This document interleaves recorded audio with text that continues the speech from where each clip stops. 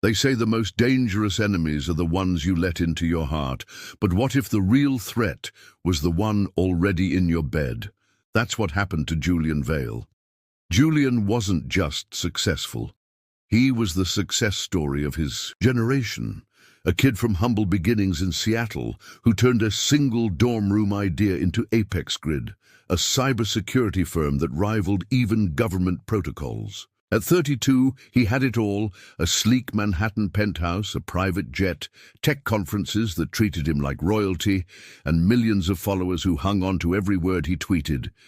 But success has enemies, and sometimes they come disguised. It started small. A glitch here, a minor server delay there.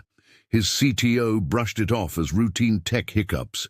His CFO insisted all financials were fine, but then Julian's personal bank accounts were frozen for suspicious activity. Someone had requested wire transfers to foreign banks. Next, his private emails were leaked, emails about board members, competitors, and even his own doubts.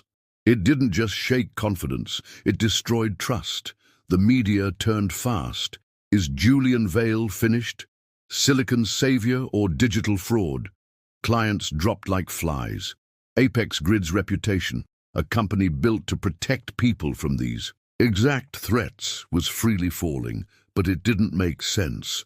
Julian wasn't careless. He had layers of protection on everything: fingerprint scanners, face recognition, and two-step verification. This wasn't some teenager in a basement. It was surgical. There was only one person he could think of that was responsible for all. Of these, Lucille Marin. She was intoxicating. Blonde hair, a stunning face with seductive eyes, a perfect feminine figure, and above all, intelligence. They had met at an exclusive gallery show downtown. She was wearing a black, sultry dress and spoke in metaphors while sipping red wine. She had a presence, mysterious, magnetic. Within minutes, they were talking about neural encryption and emotional patterns in UI design. She wasn't just beautiful, she was brilliant. That night, he came home glowing. Emily, his girlfriend, was curled up on the couch in one of his hoodies, half watching a murder mystery. Emily Carter was the one constant in his fast-paced world. They'd met during their sophomore year. She had a soft voice, a gentle laugh, and was the first to believe in his vision. As ApexGrid grew, she gradually stepped back. By choice, she had said. She preferred the quiet to the spotlight. While Julian flew between conferences and meetings, Emily stayed home, nurturing the life they shared. She looked up and smiled. "Good event?" she asked. "Incredible," he said, kissing her cheek. "I met this woman, Lucille. She's an art dealer, but used to work in system architecture. You should have heard her talk about interface behavior and behavioral biometrics. It was insane." Emily tilted her head suspiciously. "Looks like she had quite the effect on you." "Oh, come on," he waved it off. "She's just interesting, that's all." But Lucille began appearing more often. She visited Julian at the ApexGrid campus. They had coffee on his balcony. One night, they walked through Central Park after a storm, leaves sticking to their shoes, her arm brushing his. He felt something stir. She didn't push, she never did, but he had a girlfriend, so he didn't let it go beyond friendship. Lucille asked him questions about ApexGrid's data sync features and other things. "Why the sudden interest?" he asked once. "Just curious," she said, sipping her wine. "You're protecting the world. I want to know how the Guardian thinks." Late one evening, they were both having a drink in his apartment.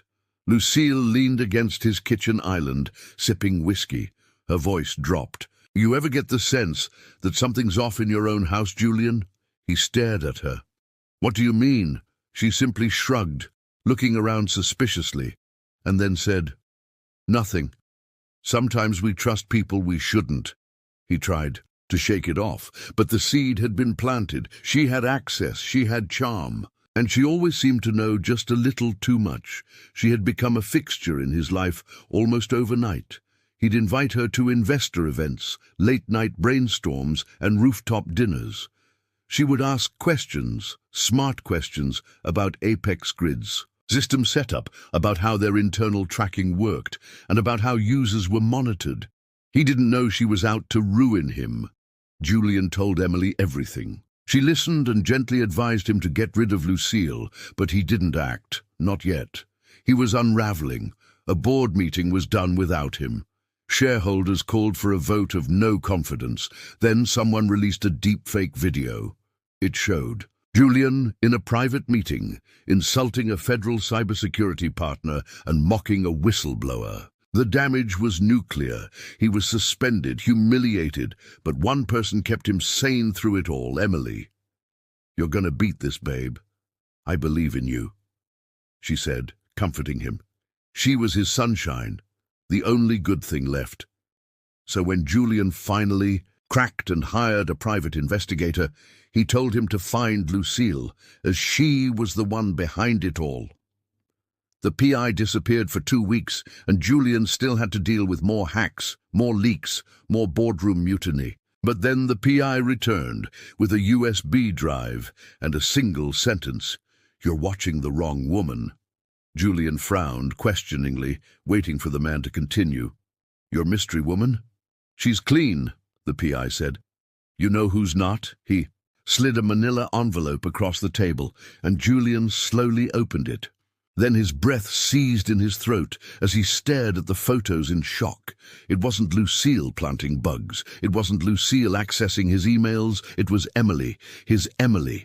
Emily in his home office at 3 a.m., plugging a USB into his laptop. Emily using a facial filter to video call one of his VCs, pretending to be him.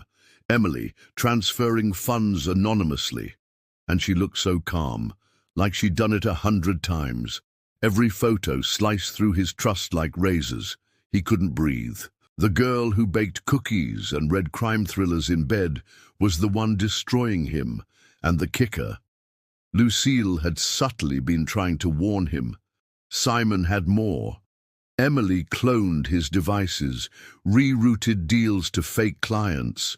She even bought stock in his rivals under a false name.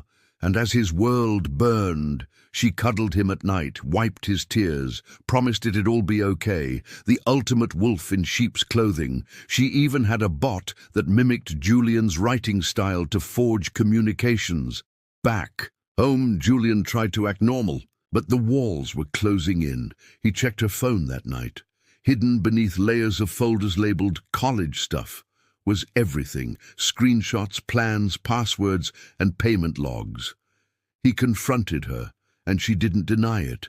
"You made me invisible," she said with an angry look he'd never seen in her face before. "I was your shadow, your comfort zone, while you traveled round the world basking in your celebrity status and enjoying that woman's company. Why didn't you just leave?" he whispered in hurt, shocked at her words. "Because that would have been boring," she replied dryly. The FBI arrived. Tipped off by Simon, Emily smiled without remorse as she was cuffed and escorted away. Julian vanished from public life, and ApexGrid's stock plummeted. Investigators cleared him within weeks, but the stain lingered. Lucille reached out again. She explained everything. She'd seen the signs early. Emily's digital fingerprints in the data leaks, the patterns of manipulation. But Julian had been too blind to listen.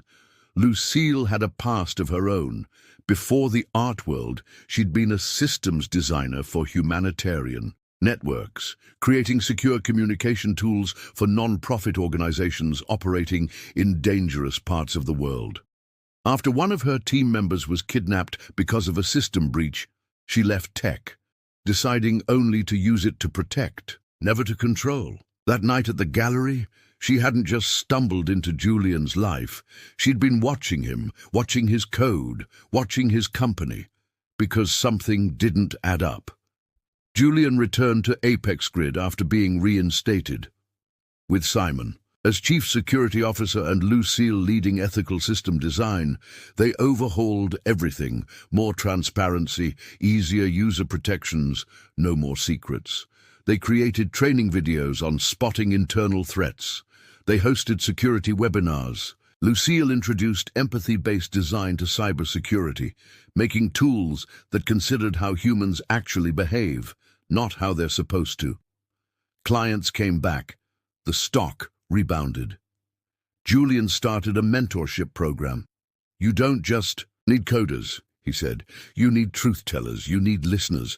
Julian cut back on luxury. He ate lunch with interns, took meetings in coffee shops, led workshops for young developers, and even taught a night class at a local college. Emily's trial became a national spectacle. She was calm on the stand, even smug. Her defense team tried to spin her as a whistleblower, a woman pushed too far. But the jury saw through it. The digital trail was undeniable. So were her voice recordings. She was sentenced to 17 years in prison. She asked to speak to Julian. He said no, but wrote a letter. You taught me that trust can be a weapon, but love, real love, is a shield. One I'll never ignore again. A year later, Julian gave a TED talk. He didn't name names, but his warning was loud and clear. The most dangerous threat isn't malware or hackers. It's misplaced trust. He and Lucille walked the quiet streets of his neighborhood, talking about building a new kind of legacy, one rooted not just in code, but in character. And in his memoir, he wrote, I was chasing the wrong woman, and it almost cost me everything, but it also led me to the right one. The future isn't built on code, it's built on who you trust with the password. And this time, he got it right.